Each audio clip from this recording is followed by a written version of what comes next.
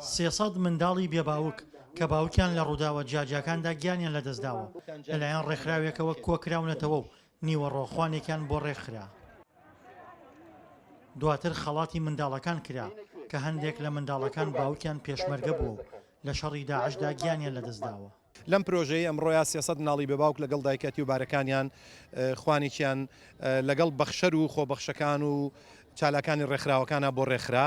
لە پاڵخوانەکەیە هەر مناڵێکی بێباوک دیاری 50,000 دیناری درایە لەگەڵ دیارەکە کۆمپانیای شەمریشی دابینی کردووە. شەڕی داعش و ڕووداوە نەخوازراوەکانی عێراق ژمارەیەکی زۆر منداڵی لە باوکیان دابڕی.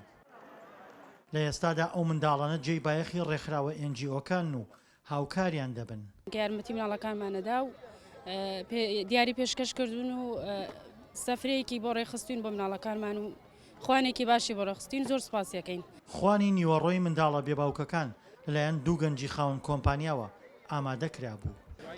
لەم بەهار و پێش ڕەمەزانەدا قەرارماندا کە نیوەڕۆخوانێک بۆ نازداران بێباوکان ئەو جگەرگۆشە جوانە بێباوک و بێسەربەرشانە ئامادە بکەین. لە ئێستادا ژمارەیەکی زۆر ڕێکخرا و سەرمایەدار و خاوەنکار لە هەرێمی کوردستان بوونیان هەیە و هاوکاری ئەو منداڵانە دەکەن کە باوکیان لەدەستداوە.